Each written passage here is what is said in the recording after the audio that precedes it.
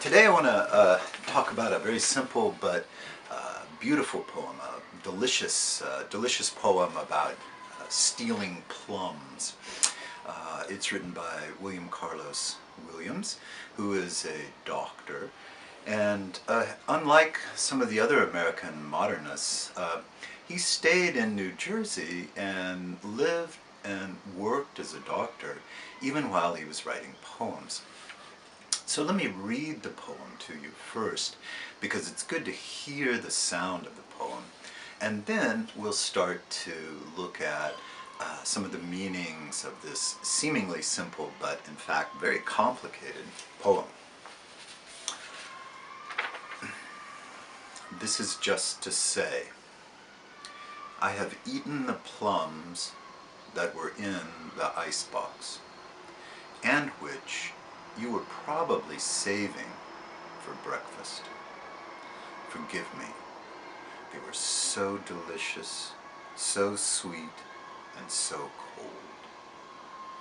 So this poem is almost like a note, right, that he's leaving to his wife on the icebox. Icebox is an old kind of refrigerator, right? Before refrigerators came into common usage with electricity, people would buy ice, put the ice in a kind of box, as you might do if you go on a barbecue or go camping, and that's the ice box. So this feels like a note that he left to his wife to apologize. So we'll think about that just a little bit. Is he really apologizing, or is he not apologizing? That's the question. The setting of this poem, of course, is the kitchen, right? That's where the icebox is, where the food is kept. And we know kitchens are really important for any relationship, any family. The kitchen is kind of the heart of the household, right? Where everybody talks, speaks, and is comfortable. The characters, of course, are you and me, right, in this poem. He's writing, we guess, to his wife, but it must be his wife, right? And we have two central symbols, the plums, which is a beautiful, delicious fruit, and we have the icebox, and we'll talk about those in just a minute.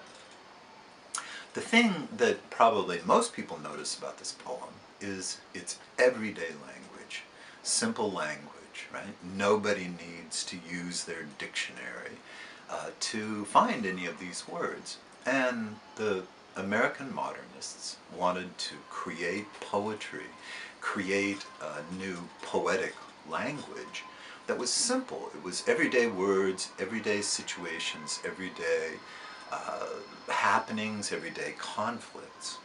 But inside that everyday life, they also found great beauty and great irony, great fun, great pleasure. And we'll talk about the pleasure in a minute. So what do the poem's symbols lead us to think about? Well, I'm going to jump right into one of the themes, which is the fruit, right? The plum is fruit, a symbolic exchange between man and woman, and we use fruit for a number of different kind of images. Everybody has read the Bible, I guess, but you know the story of Adam and Eve, right? Eve wanted to pull down the fruit. We usually think of it as an apple, but the Bible really says a fruit from this tree and gives it to Adam, and the fruit is from the tree of knowledge, the knowledge of good and evil. So when in this poem there's nothing mentioned about the Bible, and it's not a religious poem, but it's a poem about taking something and apologizing, of knowing something, of learning something. Right? So the man has taken this fruit, not offered by the woman, but perhaps just the opposite. She's saving the plum and he steals it from her, right? He takes it from her because he wants to eat it, pure and simple. Now, the pleasure in this poem, I think, is really important because he gives us three different verses, right? The first verse tells us what happened, right? I took these plums from the icebox. This is what happened. And the second verse talks about his guilt, his regret, right? He's trying to explain how sorry he is, right? And to ask her to forgive him.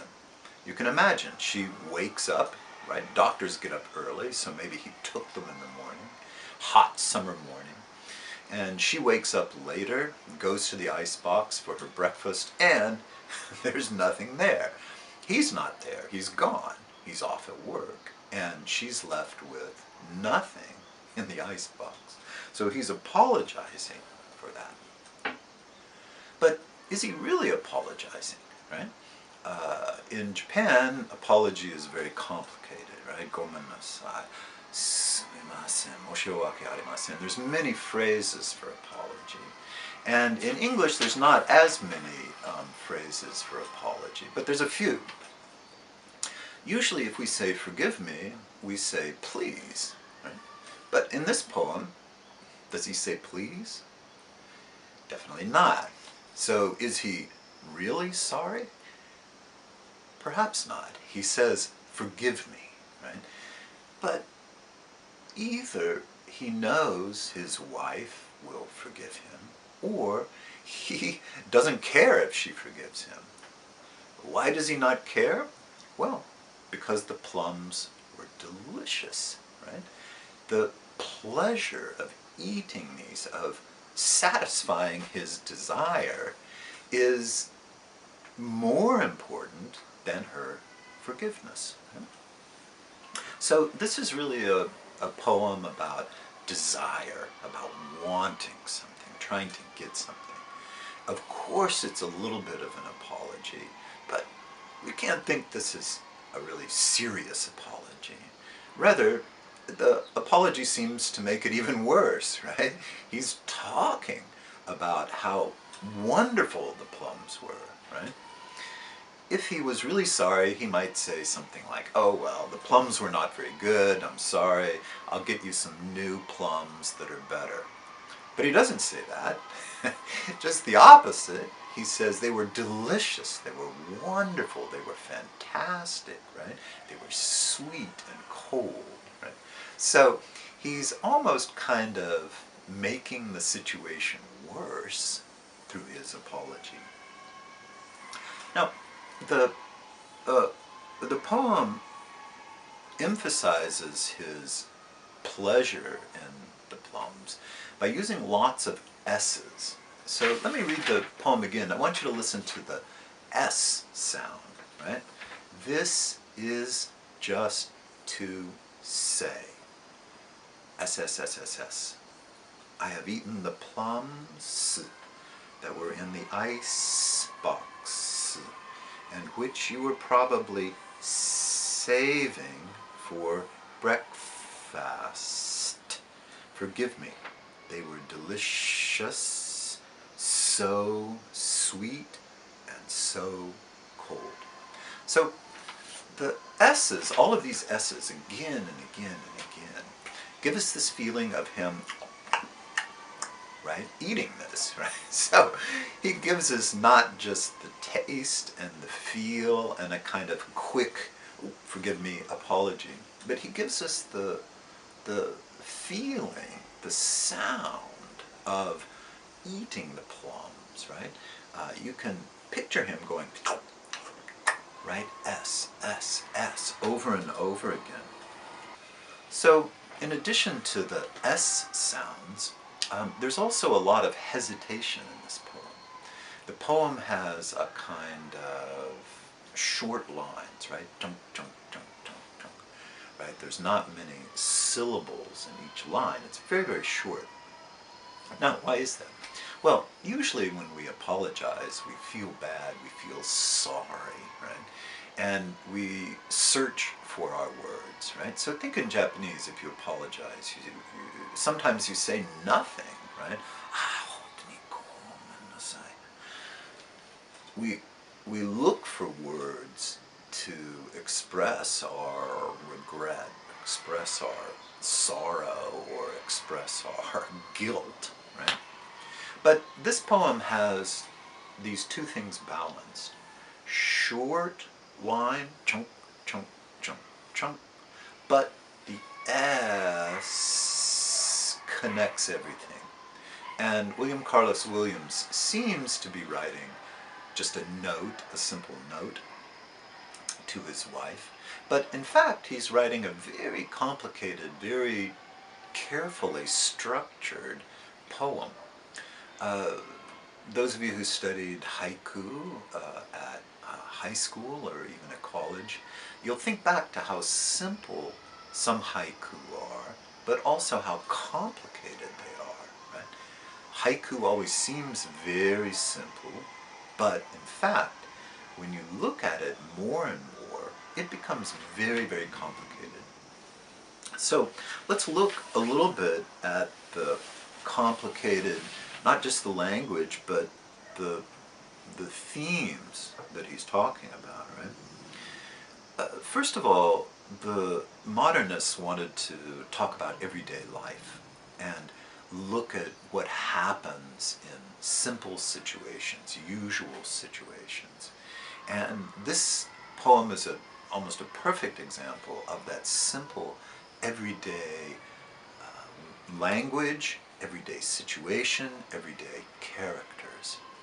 So that's part of the theme, I think, which is that every day is special. Every language is special. Right? Well, a poem and an apology in real life, we usually think they're really different.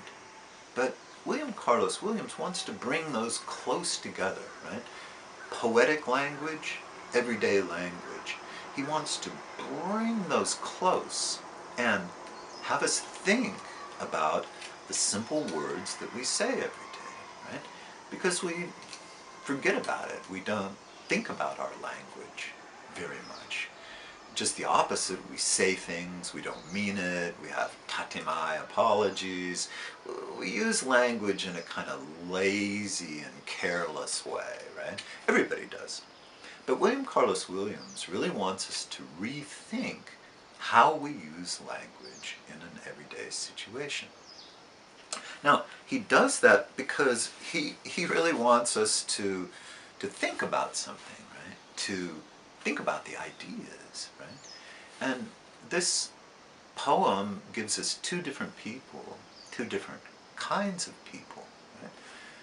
The husband, if that is William Carlos Williams, who's the voice of the poem, is apologizing to the wife. How are they different? The wife saves the plums in the icebox. She's thinking ahead. And the speaker of the poem chomps them down, right? This is the old story, the ant and the grasshopper, right? The ant works hard, saving up and preparing for the winter, but the grasshopper just enjoys his life. So we see these two different kinds of characters, and maybe we see that conflict inside ourselves too. We want to do something right now. We want to enjoy ourselves, have fun, have pleasure, and we put off till later things which are troublesome. And this conflict in our lives is something that we have all the time, right? Should I study or should I go to the nomikai with my friends? Should I sing karaoke all night or should I wake up early and review my English? This kind of basic conflict, I think, is really important, right? We have to decide how selfish we are, how much we're going to share with somebody else. In this poem, he's saying or admitting he's selfish, but he seems to say, it's okay.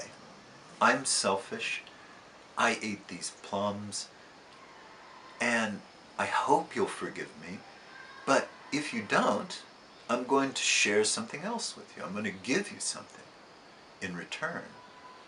What does he give her? He gives her a poem. He takes her plums, and in return, he shares his experience, shares his pleasure in words. Well, which is better, plums or words? He reverses the selfish grasshopper and the sharing ant, right? Because he takes the plums right now, but he gives her something which lasts longer than the plums, which is this beautiful, short, sweet, delicious, and in maybe a kind of good way, a kind of cold poem too. So read the poem again, and after you read the poem and think about it, rewind this video and get some more of the ideas as we look at this poem. A simple poem like this makes us understand that complicated poems have even more to offer. That's all for today.